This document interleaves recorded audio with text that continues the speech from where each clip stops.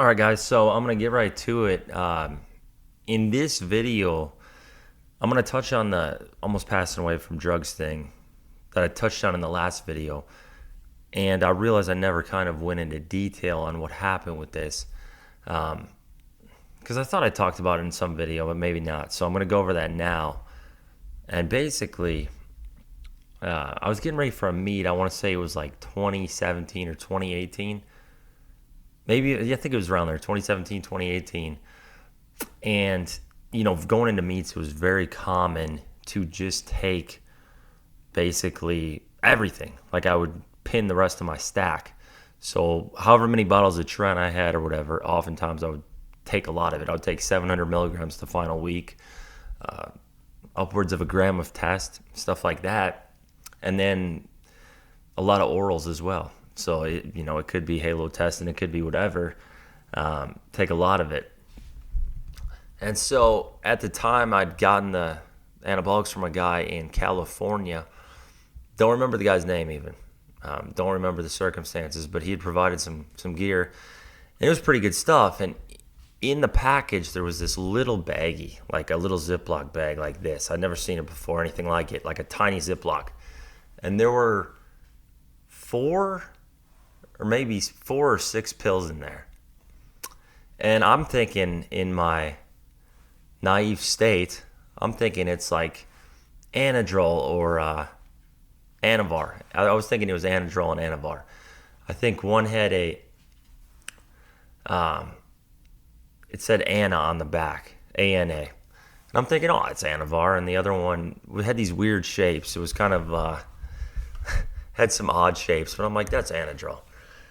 And I hadn't taken these, and I'd saved them basically till the end of the prep. And I'm like, maybe I'll just add them in the last day, the day before the meet. So the night after weigh-ins, just take them and see what. Or maybe it was a couple days before weigh-ins. I think it was like a Wednesday or a Thursday. I'm like, I'll just take these then. I'll take like 2 or 3 a day. Maybe pop them all at once. Who knows? It's Anavar and Anadrol. Who cares, right? I kid you not. That's what I thought.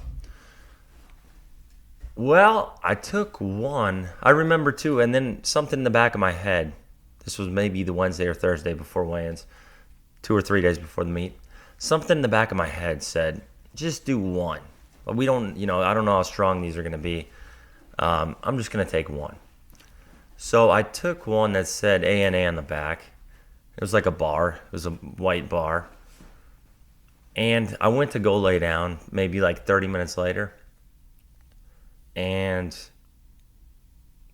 when I passed out, I guess. I don't know. I came to about 4 hours later. And I had no recollection of pretty much anything. To the point that my wife now, girlfriend at the time, had come to my apartment and knocked on the door during this time. Like knocked on the door, was trying to come see me or whatever. And I have no idea. I had no idea. I don't remember anything. So I was like, what the heck? That was weird. So I kind of like dug into these and Googled some things. And I was horrified to learn that they were Xanax bars and street Xanax. So likely laced with something. And that could explain why I passed out and don't remember anything. And I was a big guy. I was 255 pounds. And I'd just taken the one. And the other ones were MDMA, ecstasy. So can you imagine if I had taken multiple of these at the same time, which I almost did. If I had taken the street Xanax and the ecstasy at the same time, I don't know if I'd be here. So it's very humbling to look back on that circumstance. And you could call me naive, you could call me stupid, whatever, which I would agree with. But something stopped me from doing that. Something stopped me from making a life-altering decision at that point in time that I didn't realize I was going to make. And I think that's the Lord. I think that's God. I think He was looking out for me. I truly do. I think I was given a second chance again at life. Just like when I got my heart scanned in the angiogram and they found absolutely zero calcified or non calcified plaque. There was nothing whatsoever, which after 9 years of steroid abuse, you think there would be. In fact, Dr. Kyle Gillette said he had never seen a male. And people bring up the argument, well, you're 33, you're very young, you shouldn't have plaque.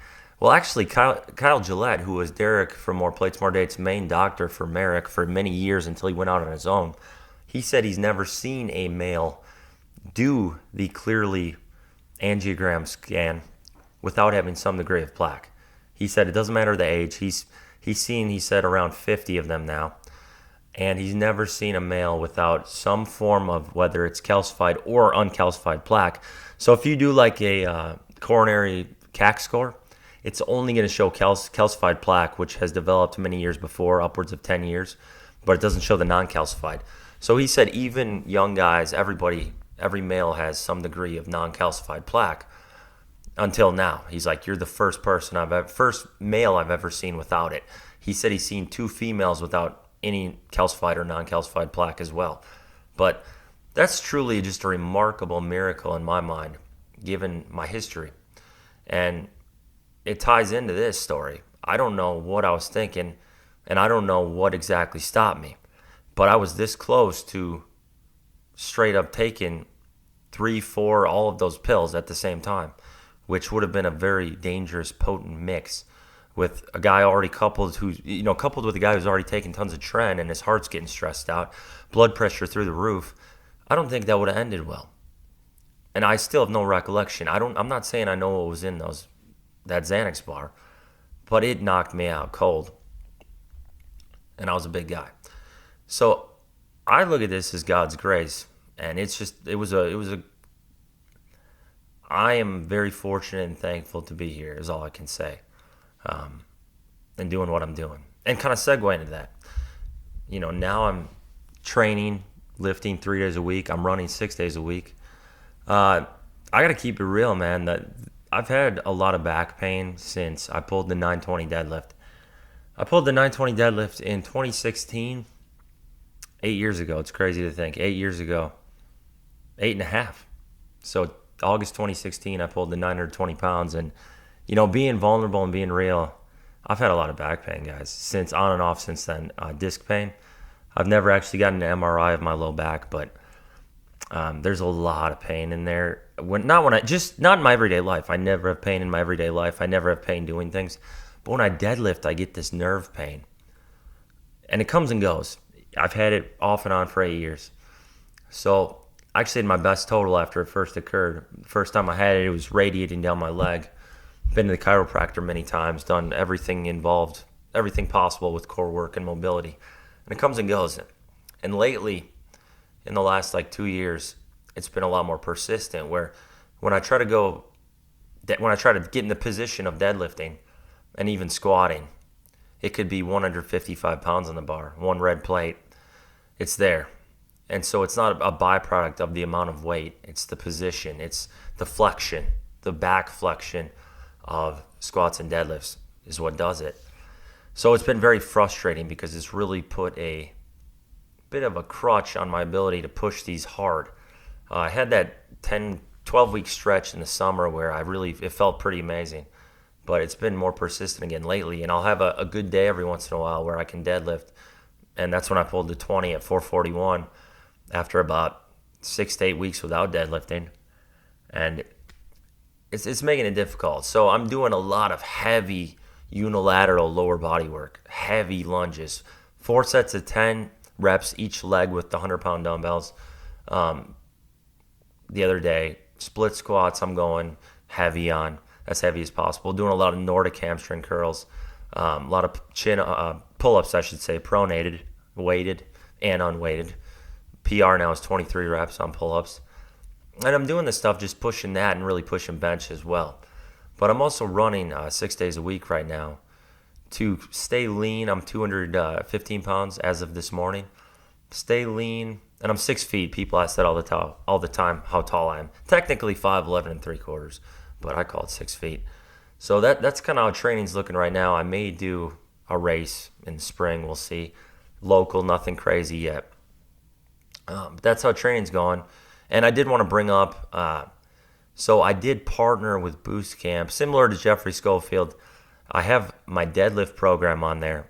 So you can sign up for Boost Camp for free, but check that out. It's a free 12-week deadlift program that I put a lot of thought into. I think you guys will find it interesting, which it's going to give you some good results. And I've ran it before. I think it's a really good program. Check that out. Now, if you're looking for something more detailed than that, you can always reach out to me. I'm still coaching. It's been 11 years of doing that.